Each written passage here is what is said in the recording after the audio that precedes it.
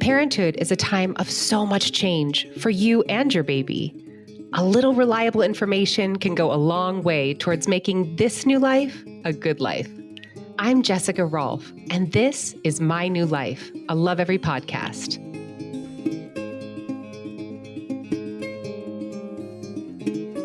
I remember when my baby boy took his first steps. He was almost 15 months old and walked all the way across the room holding 2 balls in his hands overhead. Here's the thing, I'm pretty sure he thought he was holding onto my hands.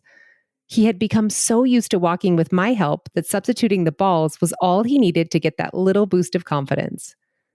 Leland also used a walker and a jolly jumper, the one that hangs in a door frame. Traditionally, we've been told that these help our babies develop the muscles they need to walk. But you may be surprised to learn that baby walkers are not legal in many countries outside the US. My guest today is someone who has spent her career ensuring toddlers set out on their right foot. Her name is Dr. Giselle Tadros, and she is a pediatric physical therapist and the founder of In-Home Pediatric Physical Therapy. Hi, Giselle. Hi, Jess. I love following you on Instagram. It's so fun to get to talk to you today. Well, thank you. It's such a pleasure to be here. I'd love for you to share from your expertise, what do you see as the most common reasons a parent of a toddler comes to you for help? So I've seen kids that maybe are late walkers. Sometimes kids take a little bit more time to figure out how to walk. Some kids that can be toe walkers as well. So they are walking, but they're up on their toes and not going all the way down. Some kids that have frequent falls are falling often. And also kids that have some core strength delays, and that shows up in toddlers as balance issues. So those are the kids that are a little bit more clumsy or falling often when you compare them to their peers. And some kids that just aren't running around like you would expect them to, that are sort of a little bit more inactive. And these are the ones that we always worry about when moms say, oh, they're awesome. These kids don't bother me. They sit down at home and they mind their own business. And, for us as a therapist, that's a big red flag for us because toddlers need to be busy and running around and you can't keep your eyes off them for a second. There's so many things to worry about. So let's just go with walking first. So what do you consider late for walking? When should a parent seek help? What are the signs? Generally, what I say is a child should take about 4 months to go from crawling to walking. So if your child was a late crawler, I wouldn't be surprised if they didn't walk immediately at that 12-month mark. I had one of my children had a little bit of lower tone, but she still managed to walk at 10 months. And then I had my other kid that I thought was a beast and really strong, and he didn't walk till 14 months. So there's definitely variation just based on so many different things that sometimes I don't even know the answer.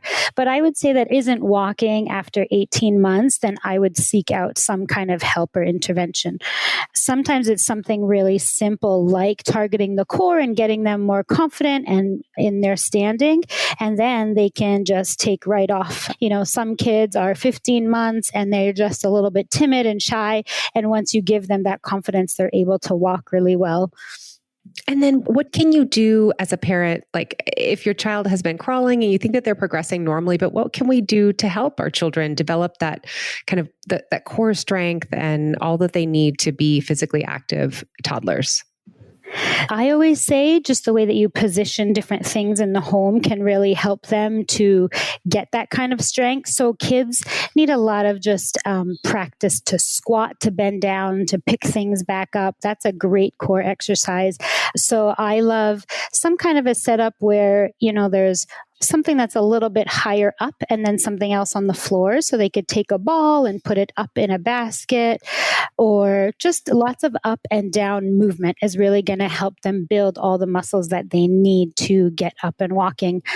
I also say to get your kids out of those walkers. So those walkers, in fact, in the US, we are the only like civilized country that still allows walkers because they're so dangerous and they actually are very bad for a child's joints, and they delay walking because they don't allow the right muscles to kick in. So if you're using a walker hoping that your baby is going to learn how to walk, it's actually preventing the whole process, which parents always find fascinating. So a couple of years ago, one of my cousins who lives in Toronto called and said, "Hey, I can't find any walkers in the local store. Do you mind just bringing me one from Walmart?" And I said, "Yeah, sure, no problem." I already know I don't love them, but I try not to get too physical therapy with my family. And I got one and we packed it in the car and we were driving and we get to the border and they ask us to pop the trunk and the border patrol says, "What is this?" And I was like, I have no idea what he's talking about. It turns out that the walkers are actually illegal in Canada and that's why she could never find one. And it was just such a great, liberating moment for me because I know that they're so bad for kids, and just to hear that they're not allowed was so great. And then I went and I did a bunch of research and found that apparently the US is the only place where they're legal. So they're really, really bad for the kids, and most other countries have figured it out. And hopefully we will too at some point.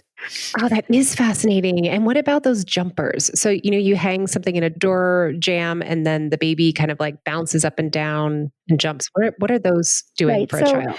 Honestly, they're not really doing much. Again, it can be fun and it's something that you can put your child in. But if your child's feet are not planted flat on the ground and they're just kind of, using their momentum to go up and down, it's not really strengthening anything. So I always recommend to use it very sparingly, like 10, 15 minutes if you need to be making dinner or whatever it is, and you just sort of need your baby to be somewhere safe, then it's okay to use.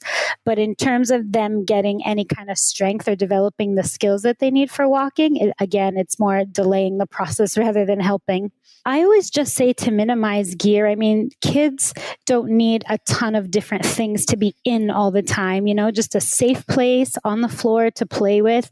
Kids, you give them a spoon and a Tupperware and they'll, find something to do. So they're so creative and so curious. And I find that just leaving them to be is always the best way to get those muscles activating. And what about baby carrying? Do you encourage baby carriers, like carrying your baby on you and your toddler? Is there any research from an OT's perspective or from your, kind of professional background that would support or not support carrying your baby? I absolutely love baby wearers. In fact, I recommend them to almost everyone that comes in here, as long as it's fitting mom very well so that she's not having any kind of pain and her alignment is good. So her shoulders are stacked over her hips, which are stacked over her knees. And she's nice and upright and not sort of hunched over or arching her back too much. And the baby is sitting comfortably. It's actually a great way to build muscle because the baby isn't really just slumped, but he's actively up and looking around and twisting. So he's getting a lot of movement. So I actually really like baby wearers and I encourage moms to use them. I love hearing that. That's really encouraging and very consistent with what we've been hearing too. So you were talking about toe walkers and balance. How do you know if your child is doing something that might be maybe not as healthy for them, whether that's like toe walking or their balance might be an issue? How can you tell with what's normal and then when you need to seek help?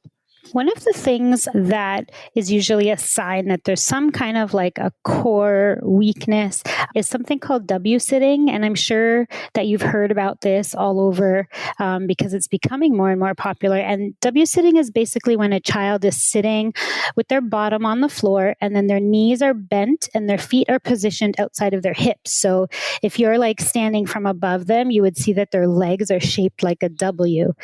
And, in and of itself, it's it's not a bad position, but children, will move in, move out of this position, and that's okay as long as they're not staying there for long periods of time. And as long as it's not the only way that they choose to sit.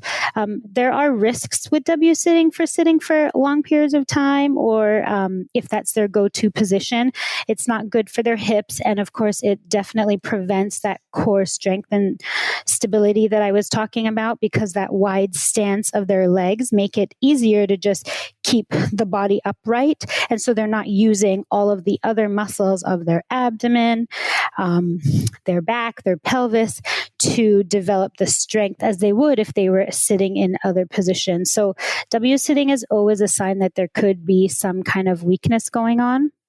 Tell me about balance. How can you tell if your toddler is just learning to walk or might have some other deeper underlying issues and needs support with balance? You'll see kids that have some trouble balancing, and a lot of it, again, comes from that core. I will always do lots and lots of balance work with any child that comes to me because it just helps generally. So with a toddler, they love, being up and walking. I love like holding a hand, walking along like a narrow curb. That's a great way to work on balance.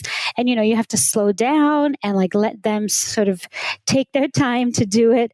And then some children can walk and stand without help, but then still choose to crawl. Is this normal? Like, how long does it take for a child to become good at walking?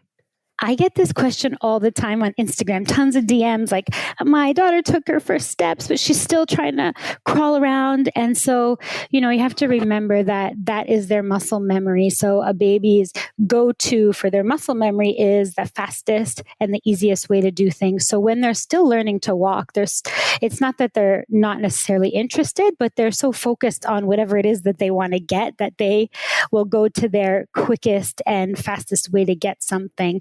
So it usually takes, I would say, 6 weeks of just practicing in like a very low stress environment of taking steps before it becomes their primary mode of locomotion. So I always tell parents, don't freak out, like just let them do it. Just give them time to get up and walk and fall and get up and walk and fall.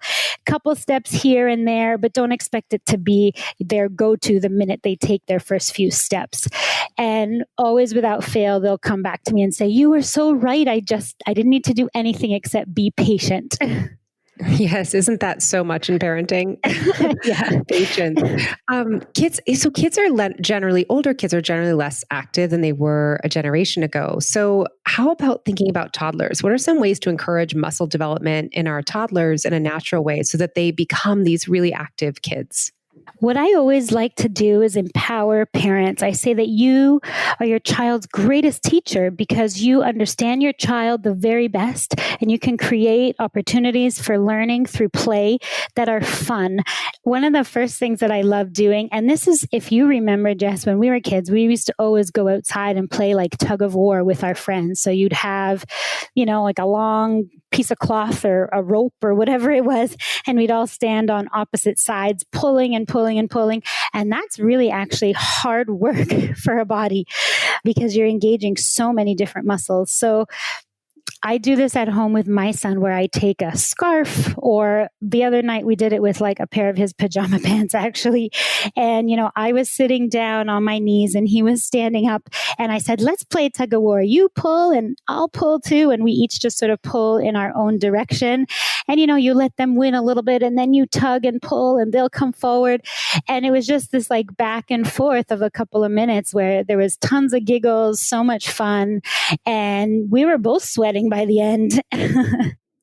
Oh, I love it. It's so simple, but what if I'm going to play that tonight? That is such a fun classic game, but I never will have thought of it. Now it has so much more purpose, right? In building core strength. That's right. That's right. So that's such a fun idea. What are some other ways to replicate outdoor play inside? It's raining today. I'm just trying to think about how I can engage my kids inside. Do you have any ideas? Absolutely. So what I always say is take all the pillows off of the couch, throw them on the floor, and let them build a fort. And you get to see just, all of their curiosity and creativity juices start to flow. So they will make forts. And, I always give them the little throw blanket that I have. So they create tunnels and they do all kinds of stuff. And of course, with a toddler, you can help them create those things. But then at that moment, they're climbing, they're going down, they're squatting, they're jumping up, they're coming through, they're peeking out. You can also put chairs as well. And again, they can climb over them and through them and under them and just create tons of different movements all the time.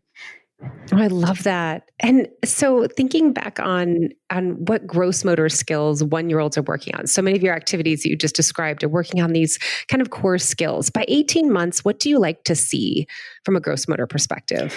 So by 18 months, I definitely want a child to be walking. I want them to be able to start and stop and turn without falling, maybe even starting to run a little bit, starting to be able to manipulate a ball if it's rolled to them. I want them to be able to pull a toy behind them when they're walking and to start running a little bit on some level surfaces and to be able to carry like a large toy across the room or a basket without falling over. I just love imagining all of those things, especially the basket without falling over. It's so cute when they're just toddling around with their containers. What about 2-year-olds? So what do you like to see in a 2-year-old from a gross motor development perspective? So by 2 years old, I definitely want a child to be able to run without falling. I want them to be able to start like jumping with both their feet in the air, actually leaving the ground. And I want them to be able to start climbing up and down the stairs while, holding onto a handrail or holding onto a parent's arm. Those are all sort of really important things to be able to do by the time they're around 2-ish. Those first jumps are so sweet. I remember reading a checklist kind of like this and being like, I don't know if my child can jump at 2. And so I remember just seeing like, let's see if she can do it. It's very helpful to hear those average ranges and kind of what you like to see from your professional perspective. Yeah, and I don't like to, cause stress by these things, but it's just stuff for you to look out for and to try. I mean, you could take your 2-year-old, if you haven't seen them jump, put them on the bed or the couch and hold their hands and just start singing 5 little monkeys jumping on the bed and just bounce a little bit with them and they'll be jumping in no time. What I always say is just have fun with them. You want to be active. You want to enjoy time as a family. The numbers are that you want a child to be active for 60 minutes a day, and you also don't want them to be idle for more than 60 minutes a day. So just encouraging that active movement is the greatest predictor of preventing sort of adult obesity later in life. And just daily exercise is really the key to being fit in general. So I say just do things together. Let your kids help you wash the car, in the winter, shovel the snow, even if they're not doing it well, but just have them doing these things with you, raking leaves and jumping in them, planting and caring for a vegetable garden, doing stretches and exercises if you're doing yoga, just lots of activities together because your toddler is really looking up at you and copying everything that you're doing. And so they're learning and their muscles are getting stronger. And they're also just looking to you as a role model for being physically active and fit and strong in the years to come. Giselle, it has been so fun being with you today. Thank you so much for all of your expertise. It's great to talk to you. Thank you so much. It's been so much fun being here. Play is such a great vehicle for skill development, both mental and physical. Takeaway number 1.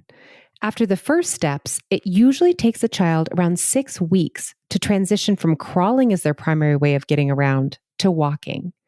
Place objects on a low table just out of crawling reach, and your soon-to-be toddler will be more motivated to pop up. Takeaway number 2. Try playing tug of war with your toddler. It engages all kinds of muscles. No need to find a rope, a blanket will do. It builds core strength and will certainly get a lot of giggles. Takeaway number 3. Blanket forts are a great way to replicate outdoor play inside. Empty boxes work magic too. Fort building involves lots of sitting, standing, crawling, and peeking. All of these build core strength, the key to an active, healthy life in the years to come. You can find more tips to get your toddler moving on the Lovevery blog at lovevery.com. You've been listening to My New Life. If you think this episode might be helpful to a fellow parent, please share. And if you'd like to learn more about the topics discussed in today's show, head over to lovevery.com. That's LOVEVERY.com. I'm Jessica Rolfe. Thanks for listening.